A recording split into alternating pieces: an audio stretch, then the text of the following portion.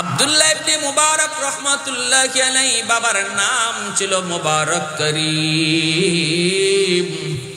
ওই মুবারক করিম তিনি অনেক বড় আল্লাহওয়ালা, অনেক বড় বুজুর্গ, কিন্তু তিনি ছিলেন একটা বাগানের মালিক।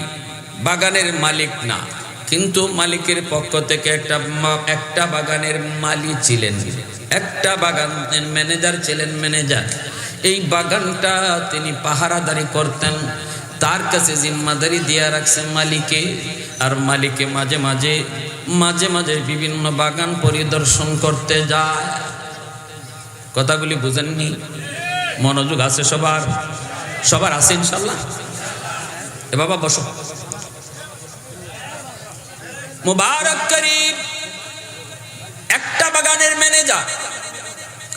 মালিক বিভিন্ন বাগান বিভিন্ন সময় পরিদর্শন করতে যায়। দীর্ঘদিন পর মালিক মুবারক করিমের বাগানে গেল, যে মুবারক করিমকে ডাক দিয়া বলতেছে, মুবারক, তোমার বাগান থেকে একটা আনার আমাকে খাওয়াও। মুবারক করিম আব্দুল্লাহ ইবনে মুবারক রাহমাতুল্লাহি আলাইহির বাবা, তিনি যে বাগান থেকে একটা গাছ, আনার গাছ থেকে তিনি 2টা আনার পেড়ে আনলেন, আইনা মালিকের হাতে বুঝাই দিলেন। মালিক আনার কারা মুখে নিয়ে আর খেতে পারলো না। এত তিতা, এত তিতা, এত তিতা, মুখ থেকে ফালা দেয়। এইবার মালিক জিজ্ঞেস করিল, মুবারক, এতদিন পরে তোমার বাগানে আসলাম, চাইলাম আমি 2টা আনার, কিন্তু তুমি আমাকে দিলা তিতা তিতা তিতা। তুমি কি আমাকে মিষ্টি আনার দিতে পারলা না?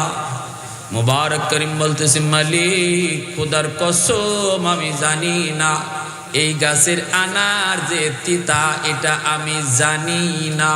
আল্লাহু আকবার। মালিক কই, মুবারক তুমি কও কি? আজকে 20 বছর আমার বাগানের মালিক, আমার বাগানের ম্যানেজার, 20 বছরের ভিতরে কোন গাছের ফল মিষ্টি, কোন গাছের ফল তিতা, কোন গাছের ফল টক, এটাও তুমি বুঝলা না। কি কও তুমি? আমারে কে বুঝাইতে চাও? এই কথা বলতে মুবারক করিম বলতেছে, উস্তাদ জি, খোদার কসম আমি কোনো ফলে হাত দেই না, তাই বলে দে আমার ইচ্ছা হয় না তা না। বড় লোকের মানুষেরা যখন আইসা তারা টাকা দিয়া ফলমূল কিনে খায়, তাদের খাওয়ার দৃশ্য দেখে আমারও খাইতে মন চায়, কিন্তু যখনই আমি কোনো ফল গাছে হাত লাগাই, তখনই দেখি আমার আসমানের মালিক আমার হাতের দিকে তাকায় রইছে। যখনই আমি ফল গাছে কোনো ফলে হাত লাগাই, তখনই দেখি আসমানের মালিক আমার দিকে তাকায় রইছেন। সাথে সাথে আমি হাতটা ফিরে নেই, সাথে সাথে আমি হাতটা ফিরে নেই, আর ফল খেতে পারি না, কারণ ফলগুলি আপনার। আমার কাছে এই বাগানটা রাখা আমানত, আমানতে খেয়ানত করা যায় না। যার মধ্যে আমানতদারি নেই তার মধ্যে ঈমান নাই। নবী বলেন, লা ঈমান লিমাল্লাহ আমানাতাল্লাহ, লা ঈমান লিমাল্লাহ আমানাতাল্লাহ। যার ভিতরে আমানতদারি নাই তার ঈমান নাই। জনগণের অনেক সম্পদ, দায়িত্বশীল মেম্বার, চেয়ারম্যান, এমপির কাছে আমানত আসেনি না নাই? আল্লাহ নবী বলেন, আমানতে যে খেয়ানত করে তার ঈমান নাই, ঈমান নাই। নাউজুবিল্লাহ, জোরে কর, ঈমান নাই, ঈমান নাই। আমানতদারি যে রক্ষা করে, কিয়ামতের ময়দানে আল্লাহ বিশেষ পুরস্কারে তাদেরকে পুরস্কৃত করবে। কিন্তু যদি আমানতে খেয়ানত করে, নবী বলেন মরবার সময় তার বেঈমান হইয়া মরবার সম্ভাবনা বেশি থাকে। গম চুরি করার অভ্যাস যার বেশি থাকবে, বেঈমান হইয়া মরবার সম্ভাবনা তার বেশি থাকবে। টিন চুরি করার অভ্যাস যার থাকবে, বেঈমান হইয়া মরবার অভ্যাস তার থাকবে। রাস্তার টাকা মাইরা খাওয়ার অভ্যাস যার থাকবে, বেঈমান হইয়া মরবার সম্ভাবনা তার বেশি থাকবে। আমি মৌলবীর কথা নাকি নবীর কথা? আরে হুজুরে বলেন কার? মায়ার নবী বলেছেন, মায়ার নবী। এজন্য ভাই মনে রাখবা, দায়িত্ব বহুত বড়, আল্লাহর পক্ষ থেকে নিয়ামত। দায়িত্ব বহুত বড় নিয়ামত, আল্লাহ সবাইকে দেয় না। মাঝে মাঝে দায়িত্ব দিয়ে আল্লাহ কাউকে পরীক্ষা নেয়। ঠিক কিনা? আমানতদারি রক্ষা হয় কি হয় না?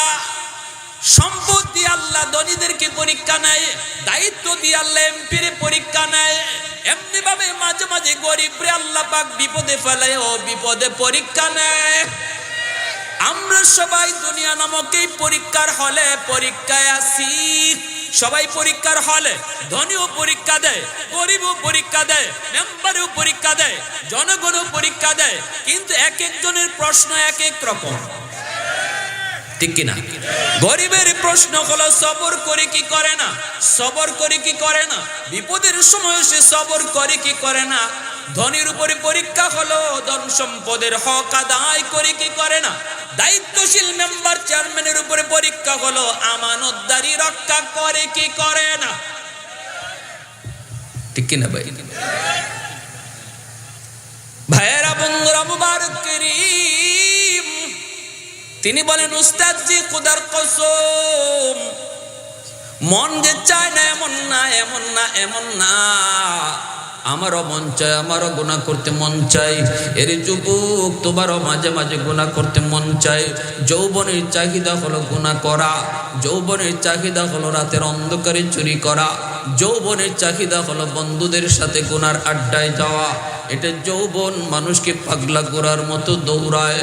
কিন্তু মালিক ডাক দিয়া বলেন, যুবক রে, ওই যৌবনের পাগলামি যদি তুমি না করো, তুমি যদি পাগলা গোলার লাগাম টেনে ধরো, যৌবনে যদি তোমাকে মসজিদে পাওয়া যায়, যৌবনে যদি আল্লাহর ভয় অন্তরে নিয়ে চলা শিখে যাও, যৌবনে যদি দাওয়াত তাবলীগের সময় লাগাও, যৌবনে যদি মাথায় টুপি পাওয়া যায়, যৌবনে যদি তোমার মুখে দাড়ি দেখা যায়, যৌবনে যদি মুরব্বীদের শ্রদ্ধা করতে পাওয়া যায়, যৌবনে যদি বাপ মার সেবা করতে দেখা যায়, রব্বুল আলামিন তিনি বলেন, ইল্লাল্লাযীনা আমানু ওয়া আমিলুস সালিহাত ফালাহুম আজরুন গায়রু মামনুন। তুমি যখন বৃদ্ধ হবা, আমি আল্লাহ যৌবনের সব আমল বৃদ্ধ বয়সে ঘরে বসায় বসায় আমল নামায় দান করব। ইবাদতের পেনশন, ইবাদতের পেনশন আল্লাহ দান করবেন।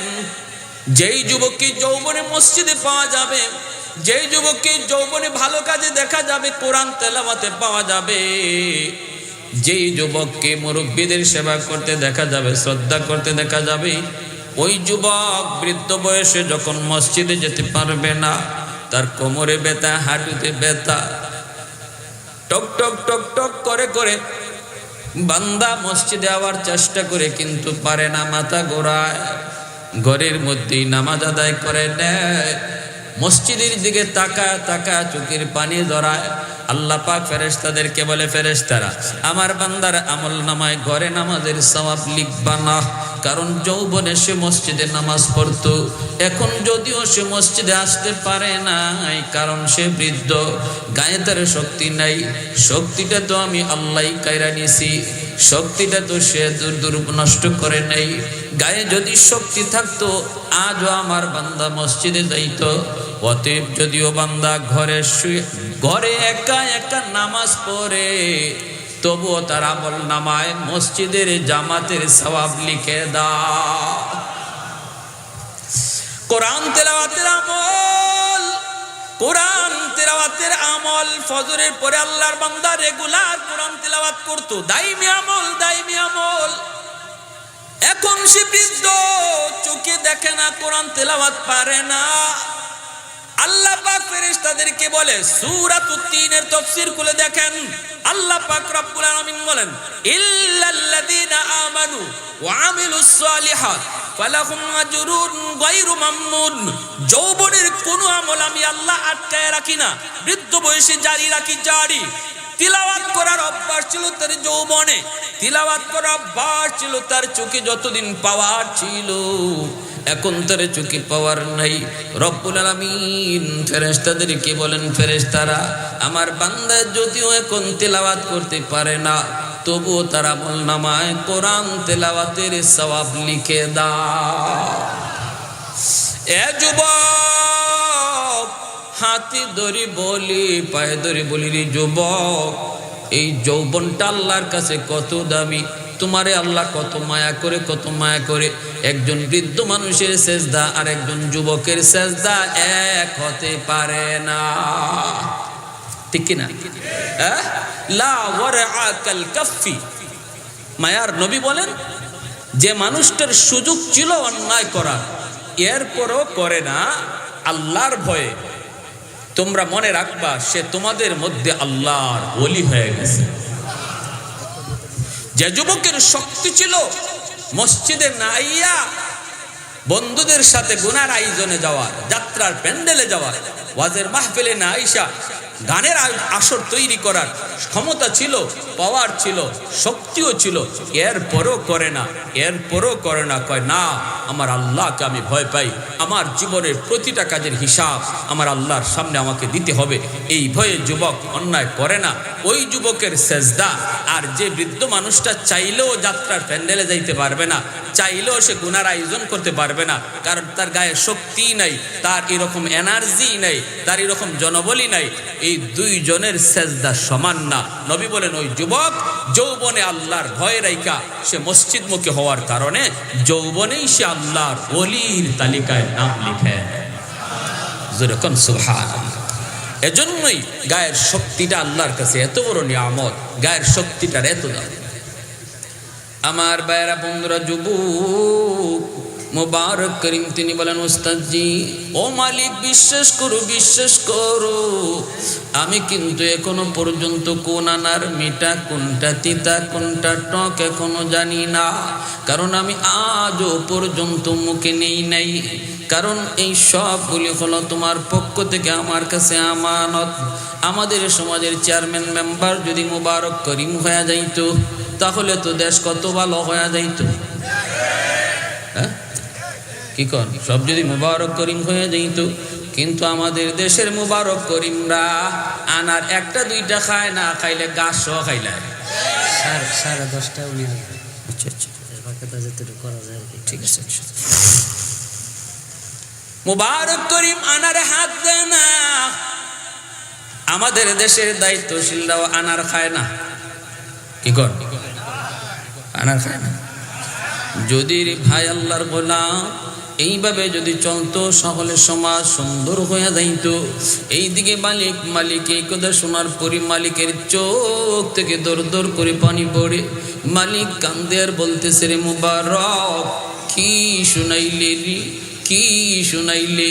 কত বাগানের ভিতরে ঢুকলাম, কত ম্যানেজারকে কত প্রশ্ন করলাম, কতজন আমাকে কত ফল খাওয়াইল, কিন্তু না না, এমন কথা কি শুনাই নাই রে মুবারক। কি শুনাইলে? 20 বছরের ভিতরে তুই আমার কোনো আমানতে খেয়ানত করো নাই। ঠিক আছে, আমি তোর উপর খুশি হয়ে আজ তোরে আজাদ করে দিলাম। এই খবর নিয়ে মালিক চলে আসলো বাড়িতে।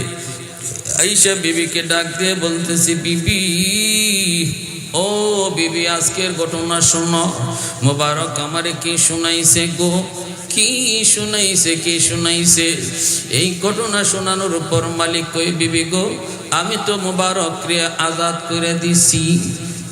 বলা মাত্রই বিবি কান্না শুরু করে দেয়। আর বিবি বলতেছে, মালিক, ও আমার স্বামী, তুমি ভুল করে ফেলেছো, ভুল করে ফেলেছো। কারণ তুমি জানো না গো, তুমি তো জানো না, তারে আজাদ করে দিলে পরে সে তো তোমার বাগান ছেড়ে চলে যাবে, আর তো তুমি তারে পাবা না। কিন্তু আমার মন বলে, আমার মন বলে, এই মুবারকের ইখলাস আর খোদার ভয় তোমার পুরা ব্যবসার পাহারাদারি করছে। তোমার গোটা ব্যবসাটার পাহারাদার ছিল মুবারকের তাকওয়া। রাতের অন্ধকার নিজের জন্য শুধু আল্লাহর কাছে কাঁদে নাই, সে তোমার জন্য, তোমার ব্যবসার জন্য সে আল্লাহর কাছে রাতের অন্ধকারে কান্নাকাটি করছে। গোস্বামী না, গোস্বামী, তুমি ভুল করে ফেলেছো।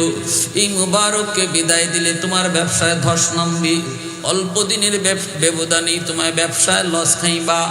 এতদিন পর্যন্ত তুমি যে ব্যবসায় লাভ করেছো, আমার মন বলে মুবারকের তাকওয়া আর পরহেজগারির কারণে। মহিলাদের বুদ্ধি শুদ্ধি আসেনি না নাই? এজন্য আল্লাহ নবী বলছে মাঝে মাঝে ঘরের বিবির সাথে পরামর্শ কইরো, যে কোনো কাজ করতে ম্যাডামের সাথে পরামর্শ কইরো। যদিও তুমি মনে করো বুদ্ধি শুদ্ধি নাই, কিন্তু মাঝে মাঝে দুই একটা পরামর্শ দিতে পারে যেটা তোমার মাথায় ছিল না। আপনারা দেখুন কথা কইন নাকি আপনাদের ঘরের ম্যাডাম একবারে নেড়াটা? কিছু বুদ্ধি শুদ্ধি আসেনি না নাই? না থাকলে দেশ চালায় কেমনে? পুরুষে চালায়।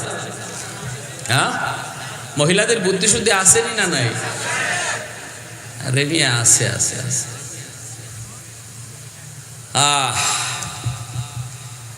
সৌদি আরব গেলাম তো আমারে কি অসুবিধা দিতেছে আপনাদের? সৌদি একজন আমারে জিজ্ঞেস করে বাড়ি কোথায়? আমি বললাম বাংলাদেশ। বাংলাদেশ কথা বলার পরে সে আরবিতে আমারে যা বলছে বাংলা আপনাদেরকে বলি, বলছে তোগো বাংলাদেশে বেটা মানুষ আসেনি। আমি মনে মনে কই এগুদি ভাই মাথে চিন্তার মাঝে পড়ে গেলাম গঠন রাখি। আমি বললাম কেন বেটা মানুষ তোমার চোখে লাগে না? আমি কি বেটি না বেটা? আমি বেটি না বেটা? হয় না, এজন্য বলি নাই। বলছি যে প্রধানমন্ত্রী একবার উঠে মহিলা, নামে মহিলা, আবার উঠেও মহিলা। তোমরা পুরুষ মানুষ কই? উঠা নামা যা সব দুইজনের মধ্যে। আমি তাদের সমালোচনা করতেছি না, মানে তার কথাটা বলতেছি। তো আমি বললাম যে ভাই এখন বুঝো আমাগো দেশের মহিলা কেমন। তুমি যে কো বেটা মানুষ নাই, মহিলাই যদি এমন হয় বাংলাদেশের বেটা মানুষ কেমন তুমি একটু হিসাব করে বুঝো। যাই কোনো রকম হের কাছ থেকে পাশ কাটলাম। তো কি বুঝলাম? মহিলাদের সাথে পরামর্শ করার নির্দেশ নবী দিচ্ছেন, আল্লাহ নবীও পরামর্শ করছেন। সব সময় শুধু খালি ঘরের মধ্যে রাগ আর চেঁচামেচি করবেন। আবার কোন কোন ফ্যামিলিতে দেখা যাবে স্বামী শুধু স্ত্রীর কথা উঠে আর বসে। চিত্র দুইটাই খারাপ। গ্রামের চিত্র হলো ম্যাডাম স্বামীরে মনে হয় যেন আজরাইলের মতো ভয় পায়। আর শহরে বন্দরের চিত্র আমরা দেখি ম্যাডাম বাজারে আগে আগে ঘুরে আর বেটা মানুষ পিছনে ব্যাগ লইয়া টানে। অনেকে বুঝেই নাই স্বামী না আর কিছু, মানে কোনো কথা স্ত্রীর অনুমতি ছাড়া সংসারে চলেই না। দুটাই খারাপ। আল্লাহ রসুল বলছেন মধ্যম পন্থা। নবীজি বলেন তোমার স্ত্রীর সাথে তোমার সম্পর্ক হবে দুইটা। কয়টা? জোরে বলেন, ভালো করে শুনলেন।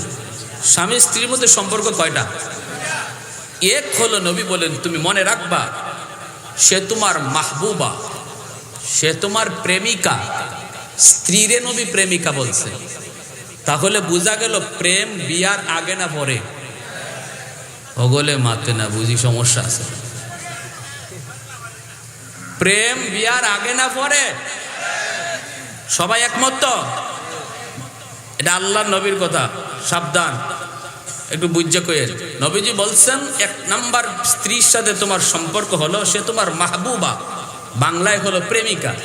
কেন বলছেন নবী? এই জন্য বলছেন মাঝে মাঝে তোমার স্ত্রী তোমার সাথে অভিমান করবে, মাঝে মাঝে তোমার স্ত্রী তোমার সাথে একটু রাগ গুসা করবে।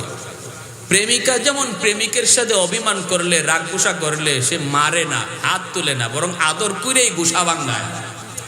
ঠিক কিনা জোরে কর? তারে আরেকটু মহব্বত কইরা নরম ভাষায় মিষ্টি মিষ্টি কথা, কিছু পাম পট্টি দিয়া, কিছু আসেনি না নাই, কিছু পাম পট্টি দিয়া, সবই তো পাম পট্টি, সবই তো পাম পট্টি। যতগুলা গান প্রেমের গান বানাইছে দেখবেন একটারও কোনো বাস্তবতা নাই।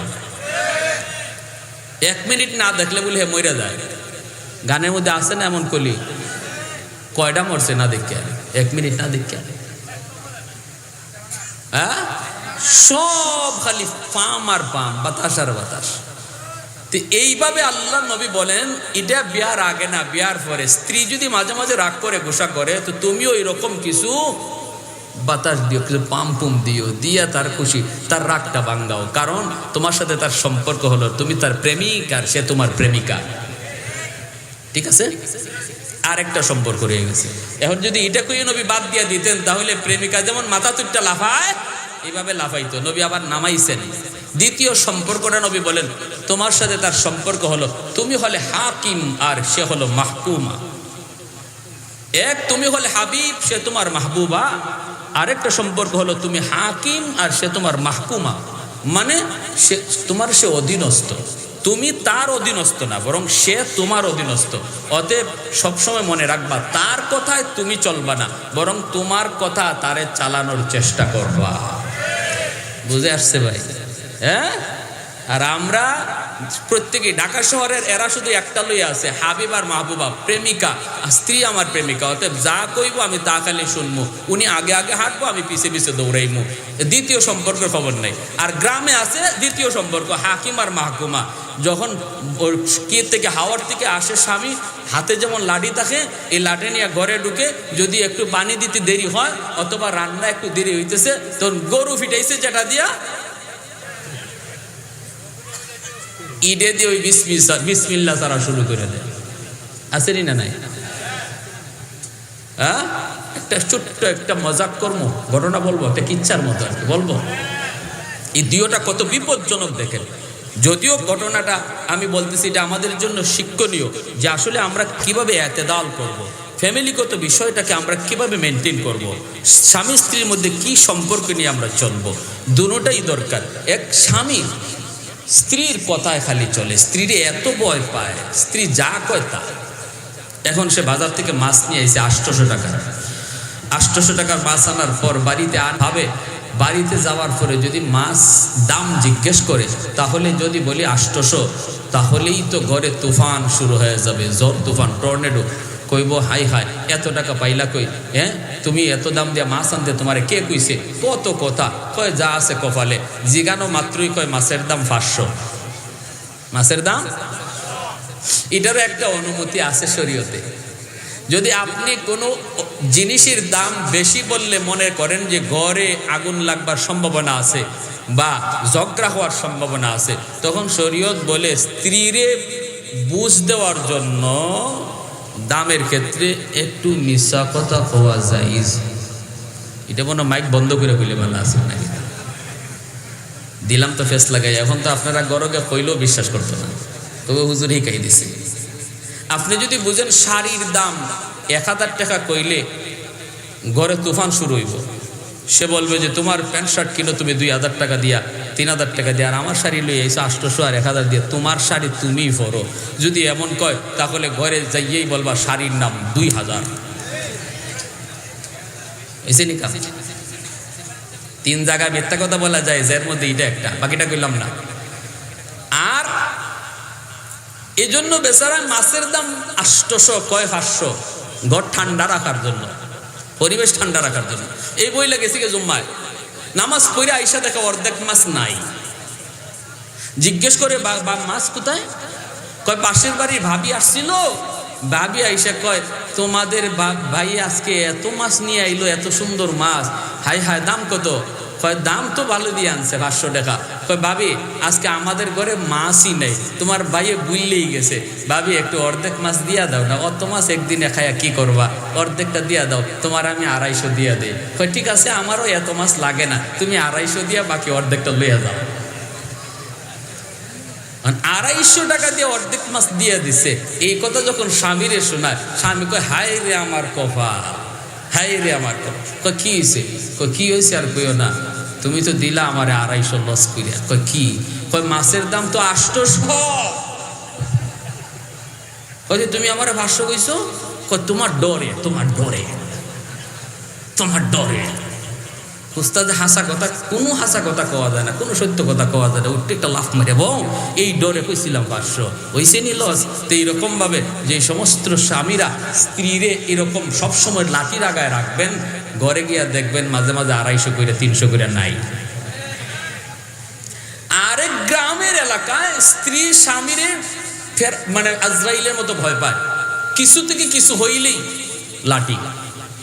ডাক্তারে পরীক্ষা দিছে স্বামীরে, যাও প্রস্রাব পরীক্ষা, সে প্রস্রাব কইরা বোতলের মধ্যে বাথরুমে রাখছে স্বামী, সকালবেলা ডাক্তারের কাছে নিয়ে যাবে, টেস্ট করবে। এই ফাঁকে স্ত্রী বাথরুমে ঢুকছে আর পা লাগিয়া তার বোতলে প্রস্রাব পড়ে গেছে।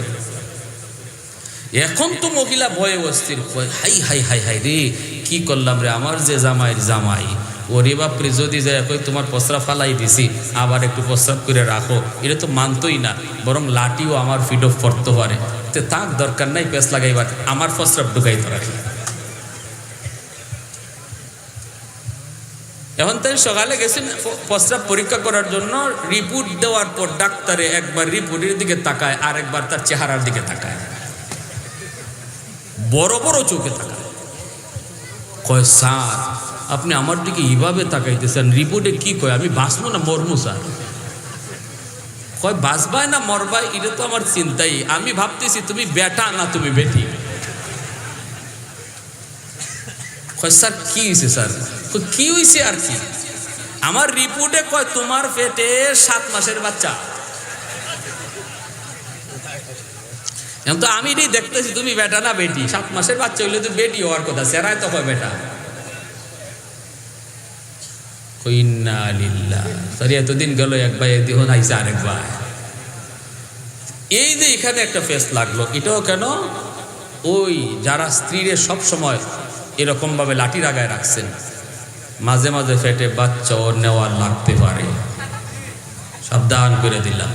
তাহলে এটাও চলবে না, ওই শহরের পিছে পিছে স্ত্রীর পিছে পিছে হাঁটা আর স্ত্রীর কথা সংসার চলা, এটাও চলবে না। নবী বলেন সম্পর্ক দুইটা, এক হলো হাবিব আর মাহবুবার, আরেক হলো হাকিম আর মাহকুমার, এই 2 সম্পর্ক চলবে। ঠিক আছে না ভাই? আমার ভাইরা বন্ধুরা, তাহলে আসুন এবার শুরু হয়ে তো একথা বলতেই মুবারক করিমের এই হালতটা যখন মালিক তার স্ত্রীরে শোনাইছে, স্ত্রী বলতেছে স্বামী আমার মন বলে তুমি দ্রুত যায় মুবারক করিমে থামাও, যদি সে চলে যায় তাহলে তোমার ব্যবসা লাটে উঠবে। ওগো স্বামী যদি বাঁচতে চাও তাহলে যায় মুবারক করিমরে আটকাও এবং সমস্ত বাগানের চিফ ম্যানেজার তারে বানায় দাও। মালিক দৌড়ায় এসে কই মুবারক স্বাধীন করে দিয়েছি, যে যাওয়ার জন্য নয় বাবা, আজ থেকে তুমি শুধু এক বাগানের ম্যানেজার নও, আজকে থেকে তুমি হলে চিফ ম্যানেজার, সমস্ত বাগানের ম্যানেজার হলে তুমি। মোটা অঙ্কের বেতন ধার্য করলো। বেশ কিছুদিন পর তার উপযুক্ত মেয়েটাকে বিয়ে দেওয়ার জন্য উপযুক্ত একটা পাত্র তালাশ শুরু করে দিল মালিক। মুবারক করিমকে জিজ্ঞেস করে, মুবারক আমার মেয়েটা উপযুক্ত হয়েছে, বলো তো কেমন পাত্র লাগবে? মুবারক করিম তিনি তো নবীর খাঁটি ওয়ারিস, তিনি তো আল্লাহওয়ালা, তিনি কয় নবী তো বলেছেন তুনকাহুল মারআতু লিআরবাইন লিহাসাবিহা ওয়া লিজামালিহা ওয়া লিমালিহা ওয়া লিদীনিহা ফাজফার বিযাতিদ্দীন। মায়ার নবী বলেন মানুষ 4টা জিনিস দেখে বিয়ে করে, এক হলো বংশ দেখে বিয়ে করে, আরেকটা হলো সৌন্দর্য দেখে বিয়ে করে, আরেকটা হলো মাল দেখে বিয়ে করে, আবার কেউ কেউ দিনদারি দেখে বিয়ে করে। ফাজফার বিযাতিদ্দীন, নবী বলেন তোমরা দিনদারিকে প্রাধান্য দাও, দিনদারিটাকে তোমরা বেশি প্রাধান্য দাও। খালি মাল দৌলত দেখে বিয়ে করতো খ্রিস্টানেরা, ইহুদিরা মাল দৌলত দেখে বিয়ে করে, সুন্দর খালি সুন্দর দেখে বিয়ে করে খ্রিস্টানরা, খালি বংশ গৌরব দেখে বিয়ে করে আরবের মক্কার কাফির কুফাররা, আর দিনদারি দেখে বিয়ে করে মুসলমান ইমানদাররা। ভাইয়েরা বন্ধুরা, মুবারক করিম কয় দিনদারি দেখে একটা ছেলে বের করেন, যেই ছেলে হবে নামাজি, যেই ছেলে হবে মা ভক্ত বাবা ভক্ত, এমন একজন দিনদার ছেলে দেখে মেয়েকে বিয়ে দেন। 1 বছর পার হয়ে যায়, মালিক জিজ্ঞেস করে, মোবারক তুমি কোন ছেলে পাইছো নি রে? নবীর হাদিস মোতাবেক ছেলে পাইছো নি? মোবারক করিম কয়, আমি পাই নাই। এইবার মালিক স্ত্রীর সাথে পরামর্শ করে, স্ত্রী গো, নবীর হাদিস মোতাবেক যদি ছেলে পছন্দ করতে হয় তাহলে আমাদের কাছে একমাত্র ছেলে মোবারক। মোবারকের কাছেই দিনদারি রয়েছে।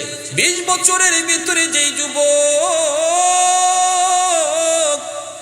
একবারের জন্য বাগানের কোনো ফল মুখে দেয় নাই, হাত দিতেই দেখে আল্লাহ তাকায় রইছে, সুবহানাল্লাহ। হাত দিতেই দেখে মালিক তাকায় রইছেন। এই যুবকের চেয়ে বড় পরহেজগার, এর চেয়ে বড় আল্লাহওয়ালা কে হতে পারে? তার সাথে বিয়ে দাও। মালিক আইসে গো, মোবারক আমার মেয়ের জন্য আর কোন মেয়ে ছেলে তোমার খোঁজা লাগবে না, আমরা ছেলে পেয়ে গেছি রে বাবা।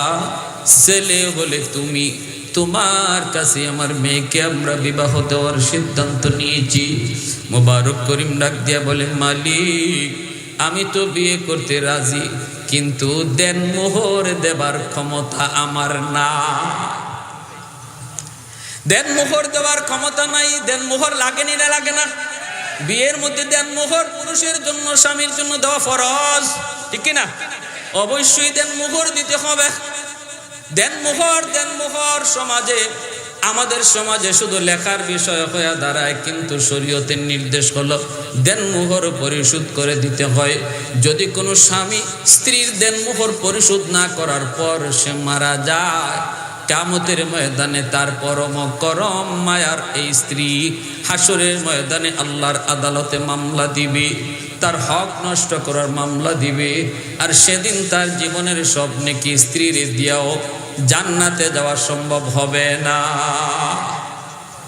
ঠিক কিনা ভাই? তাহলে ইনি বলতেছে আমার দেনমোহর দেওয়া সম্ভব না। মালিক কয়, কে দেনমোহরের চিন্তা করো তুমি? আমার সব সম্পদ তোমার নামে লিখে দিয়ে দিলাম। তাহলে শরীয়তে ছেলে যদি, পাত্র যদি দেনমোহর দেওয়ার ক্ষমতা না থাকে, তাহলে এর বিধান আল্লাহ, এর বিধান আল্লাহ জানাইছেন, শুরু করে এর বিধান আল্লাহ জানাইছেন, হ্যাঁ, যে তুমি একটা ব্যবস্থা করো। ছেলের জন্য যদি দেনমোহর দেওয়ার ব্যবস্থা না থাকে, আল্লাহ এর বিধান জানাইছেন, তুমি সাহায্য চাও। কিন্তু আমাদের সমাজে দেখি উল্টা। আমাদের সমাজে যত মানুষ মসজিদে দাঁড়ায় সাহায্য চায়, সব হলো মেয়ের বাপ, ঠিক না? আল্লাহ কিছু ছেলের বাপে যদি ছেলেরে বিয়া করানোর সময় মোহর দেওয়ার ক্ষমতা না থাকে, তাহলে সে মানুষের কাছে সাহায্য চাইতো, অথবা তার বিকল্প ব্যবস্থা করত, অথবা বাদী বিয়ে করত। কিন্তু আমরা দেখি আজকে মেয়ের বাপে সাহায্য চায়, যেখানে মেয়ের বিয়া দেওয়ার ব্যাপারে কোরআনে কোনো খরচের কথাই উল্লেখ করা হয় নাই, এমনকি বরযাত্রীরা পর্যন্ত শরীয়তে জায়েজ নাই, ঠিক কিনা? এটা আওয়াজ আসতে হইব, আমি জানি না, যতই কোন এটা আওয়াজ আসতে হইব। 500-600 লোক লিয়ে বরযাত্রী যাইবেন, কত ইচ্ছা মনের, হুজুর এটা আবার কি ওয়াজ শুরু করলো, বরযাত্রী যেমন যাইব না? শরীয়তে কয় শুধু ছেলে খাওয়াইবো তার বাড়িতে, যার নাম, যেটার নাম হলো ওলিমা, বিয়ার পরের দিন। মোবারক করিমের বাপ কয়, বাবা কে দেন মোহরের চিন্তা করো, আমার সমস্ত বাগান তোমার দিয়ে দিলাম। আল্লাহু আকবার, জোরে বলেন। আল্লাহ পাক বলেন, তুমি যদি আল্লাহকে ভয় করো, ভয় যদি তুমি করো, তাহলে দেখো তোমার বিপদ থেকে উদ্ধার করার মালিকও হবেন আল্লাহ, আর তোমার জন্য অজানা জায়গা থেকে রিজিকের ব্যবস্থা করবেন কে? আর একটু জোরে বলেন কে? মুবারক করিম কি জানতো তার যে সে গরিব থেকে, মানে জিরো থেকে হিরো হবে, এটা কি তার কোনো জানা ছিল? কিন্তু তার অন্তরে দৌলত ছিল তাকওয়া, খুদাবিতি, ঠিক কিনা? এই খুদাবিতির কারণে আল্লাহ মুহূর্তের ভিতরে জিরো থেকে তার হিরো বানায় দিলেন, জিরো থেকে হিরো বানায় দিলেন, আল্লাহ সম্পদশালী করে দিলেন, সুন্দরী স্ত্রী তারে দিয়ে দিলেন। আল্লাহ পাক রব্বুল আলামিন বলে, বান্দা এই কথার উপরে ইয়াকিন করো, ইয়াকিন করো, তুমিও যদি আমি আল্লাহকে ভয় করে চলো, যেখানেই থাকো, যে অবস্থায় থাকো, জবাবদিহিতার জিন্দেগি যদি তুমি সামনে রাখো, যে আমার জীবনের প্রতিটা কাজের হিসাব আল্লাহর সামনে একদিন দিতে হবে, এই চিন্তা নিয়ে যদি তুমি চলো, তাহলে তোমার জীবনে যত মুসিবত আসবে, সমস্যা আসবে, আসতে পারে, সমাধান করব আমি আল্লাহ, আর রিজিকের ব্যবস্থাও করব এমন জায়গা থেকে যার কল্পনাও তোমার ছিল। সুবহানাল্লাহ, জোরে বল। এই মাদ্রাসা আমাদেরকে ওই জীবনের শিক্ষা দেয়, জবাবদিহিতার জীবন শিখায় যে না দুনিয়ায়, এই দুনিয়ার পরেই শেষ, না তা না, মরলেই শেষ তা না, মরার পরে আমার একটা জীবন রয়েছে, যেই জীবনটা হলো জবাবদিহিতার জিন্দিগি। এটা কোরআনের শিক্ষা। আমার ছেলেরে যদি মাদ্রাসায় পড়াই, নাতিটারে যদি মাদ্রাসায় পড়াই, তাহলে সে ওই জবাবদিহিতামূলক জিন্দিগি নিয়ে গড়ে উঠবে, সমাজের মানুষকে ওই জীবনের কথা সে বুঝাবে। মাদ্রাসা শিক্ষা বন্ধ হয়ে যাবে, যদি কোরআনে আলোচনা বন্ধ হয়ে যায়, তাহলে মানুষ বেপরোয়া হয়ে যাবে, যা পাবে তা খাবে। তখন আল্লাহর কাছে হিসাব দেওয়ার চিন্তা তার মাথায় থাকবে না, তার জীবনের মাঝে আর গরু, ছাগল, হাঁস, মুরগি এর মধ্যে কোনো তফাৎ থাকবে না। তাহলে মাদ্রাসা শিক্ষার দরকার আছে না? কোরআনের শিক্ষা কারা কারা চাই? একটু হাত উঠে আল্লাহকে দেখাই। আল্লাহ তুমি কবুল করো, জোরে বলি আমিন। আমিন, আরো জোরে বলি আমিন। আমার ভাইয়েরা, বন্ধুরা, আকাশের অবস্থা বেশি ভালো না, এরপরে প্রধান অতিথিও আমাদের চলে আসবেন অল্প সময়ের ভিতরে। ভাইয়েরা, বন্ধুরা, কওমি মাদ্রাসা সরকারের কোনো সাহায্যে চলে না, চলে এলাকার মানুষের সহযোগিতায়, ঠিক না? হ্যাঁ, দারুল দেওবন্দ প্রতিষ্ঠাই হয়েছে এই উসুলের উপরে যে কওমি মাদ্রাসা শুধু আল্লাহর উপর ভরসা করবে, আর এর সহযোগী হবে জনগণ, এলাকাবাসী। হাসরের ময়দানে একজন মানুষকে দেখেই একজন হাফেজে কোরআন দাঁড়ায় যাবে, খুব আল্লাহ আমি জান্নাতে পরে যাব, লোকটারে চিনি লাগে। আল্লাহ বলবেন কেমনে চিনো? আল্লাহ চিনে ফেলছি, এই লোকটা আমি যে মাদ্রাসায় পড়ে হাফেজ হয়েছি, এই মাদ্রাসায় একদিন নিজের মাথায় করে এক বস্তা চাউল নিয়ে আইছিল। ও আল্লাহ, ওই লোকটারে চিনে ফেলছি যে আমার মাদ্রাসায় 1000 টাকা দিছিল। নবী বলেন দেওয়ার সময় সে এই লোকটারে দেখে নাই, কিন্তু আল্লাহ হাসরের মাঠে চিনাইয়া দিবে। জোরে কন্যা সুবহানাল্লাহ। যতজন লোক মাদ্রাসার সহযোগী হবে, প্রত্যেকটা লোককে ওই মাদ্রাসার তালেবে এলেম, যাদেরকে আল্লাহ পাক হাসরের ময়দানে ভিআইপি আসনে বসায়া ভিআইপি মেহমান বানায় জান্নাতে নেবে, তারা প্রত্যেকটা সহযোগিতাকারীরে চিনে কি আল্লাহ সে তো আমার সহযোগীকারী ছিল, যদি সে সহযোগিতা না করতো আমি বসার জায়গা পেতাম না। আল্লাহ সে যদি সহযোগিতা না করতো আমার খানার ব্যবস্থা হইতো না। আল্লাহ ওই ব্যবস্থাগুলি পাওয়ার কারণে আমি তোমার কালামকে আমার সিনায় নিতে পারছি। মালিক, আমি তারে ছাড়া জান্নাতেই যাব না। যেরকম সুবহানাল্লাহ, আল্লাহ আমি তাদের ছাড়া জান্নাতেই যাব না। রব্বুল আলামিনের কাছে সুপারিশের মাধ্যমে ওই সমস্ত সহযোগী মানুষকে সে সুপারিশ করে আল্লাহর তৈরি জান্নাতে নিয়ে যাবে। এই সহযোগী সংগঠনে, সহযোগী দলে, সাহায্যকারী দলে আমরা কারা কারা থাকবা? নিয়ত আছে? একটু হাত উঠে আল্লাহরে দেখান।